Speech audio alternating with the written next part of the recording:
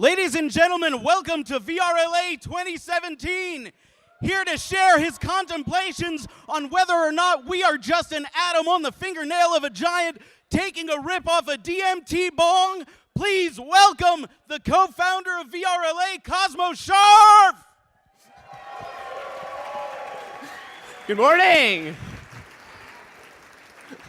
That was quite an intro. Good morning. Welcome to VRLA.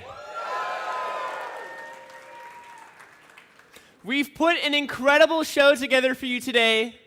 We have over 170 exhibitors this year, filling up the single largest hall of the LA Convention Center. Just for comparison, that red box up there is the size of our very first event.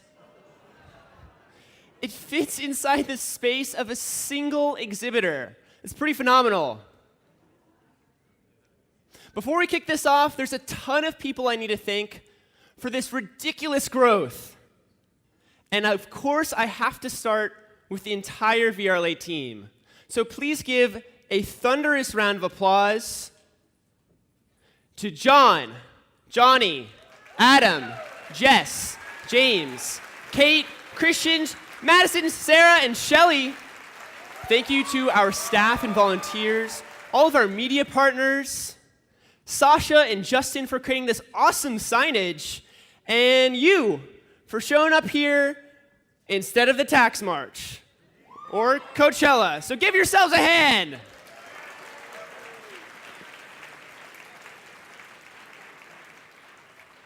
We also owe a huge thanks to all of our exhibitors and sponsors. Their support lets us do crazy things like build a mixed reality Easter egg hunt. The experiences our exhibitors are bringing to VRLA and the overall VR landscape have radically changed since we first started. 3 years ago, we brought 150 people together for our first meetup at Digital Domain. Fueled by passion, the community back then was determined to make VR happen in a time when that was far from certain. You know, way back in 2014 when you could still run VR off your MacBook. Yep, believe it or not, that was possible at one time. Driven by this unshakable feeling that VR was somehow important for humanity, our meetup was one of many other small communities that helped will this industry into existence. And now, 3 years later, that same ecstatic energy continues to flow through these halls. Reflecting on our short history really gets me thinking about the future. And I'm not talking about Alien Makeout Simulator. Although, I know some of you are really hoping for a sequel. I'm wondering about how immersive technology will change our perception of the world 3 years from now, 10 years from now, 100 years from now.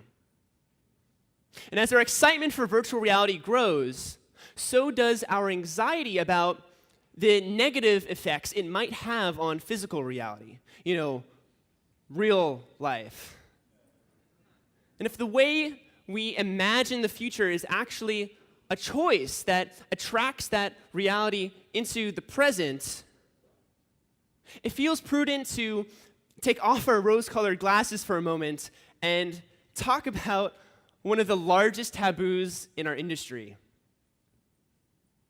My friend came over to try VR once, and he had a blast playing Space Pirate Trainer, doing all these crazy moves, and 20 minutes later, he gives the headset back to me, just drenched in sweat. He has one of those red rings on his face. And he breathlessly asks me, "Wow, that was incredible. But aren't you worried that people aren't going to want to leave VR, that they're just going to want to stay in there forever?" Implied in his question is this notion that the world seems to be on some kind of apocalyptic trajectory, and that all we can do is watch as everything slowly falls apart. And the world we read about on our news feeds these days seems increasingly dangerous and dark, as if some kind of negative parasite has hijacked our reality. And our collective anxiety seems to leap off the screen, crystallizing into cynical thought patterns in our minds. If we're not careful, it can be difficult to escape this black hole fractal of negativity. And when we see life through the window of fear, we tend to focus only on everything wrong with the world, and there's a lot. The high rates of obesity, homelessness, and depression, the melting ice caps and shrinking coastlines, the TikTok terrorist attacks, and seemingly never-ending series of wars. We see a planet enslaved by money, where 70% of Americans are unhappy with their jobs. We see this dysfunction reflected in the tired eyes of 7-Eleven cashiers and the monotone voices of Chipotle workers and the hunched spines of Uber drivers. If you stare out this fear window for long enough, you start to understand the worldview that inspires questions about VR addiction. You start to sympathize with this vague fantasy people have of escaping into some imagined VR utopia. We can and will have those digital dream worlds. But what if immersive technology's purpose is actually much larger than that? Beyond the empathy machine. What if mixed reality is here to catalyze a massive shift in our worldview, to help us remember the true power of our own consciousness and its co-creative influence on reality? Well, what if we reframe VR and AR not just as new ways to have fun, but as drivers of spiritual expansion and inspiration for improving life outside the headset? In the next few decades, people all around the world could own technology that would let us become whoever we want. Travel through time, fly through space, and tile our streets with holographic worlds. In the same way that smartphones have changed our expectations of the world today, it feels plausible that VR and AR could change our society even more drastically. And when it becomes normal to see giant holographic cats on your way to work,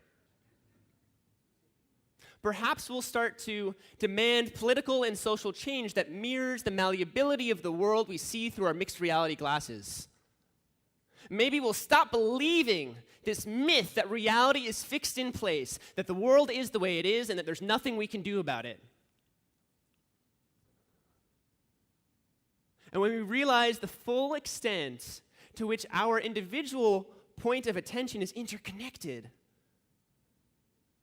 with every other point in this infinite field of awareness we call the universe, well, maybe we'll feel more inclined to make the world a nicer place to live. Consumer VR has been out for only a year, and it's already improving our world in a number of meaningful ways. Surgeons in Miami used a Google Cardboard to visualize a complicated surgery and save a baby's life. Plagued with debilitating eye conditions like pigmentosa and diplopia, the Vive helped music composer Jamie Soar see clearly for the first time. With the help of a Rift, researchers in Brazil helped paralyzed patients regain muscle control. It's stories like these that give me hope for a more positive future. but no one's going to create it for us. It's our responsibility to invent new experiences and companies that improve our physical, mental, and spiritual health. It's up to us to make that transition from peering out the window of fear into the window of love. And the window we choose to look out of has a huge impact. For our thoughts create reality and manifest as the world we see around us. And what if everything you've ever known, every car, every building, your entire existence, is actually the three-dimensional residue of concretized thought? A sandcastle reality molded by the oceans of history. And what if each and every one of us has the capacity to materialize our thoughts, to achieve any future we desire simply by focusing our attention? We seem to have forgotten that we possess this magical ability.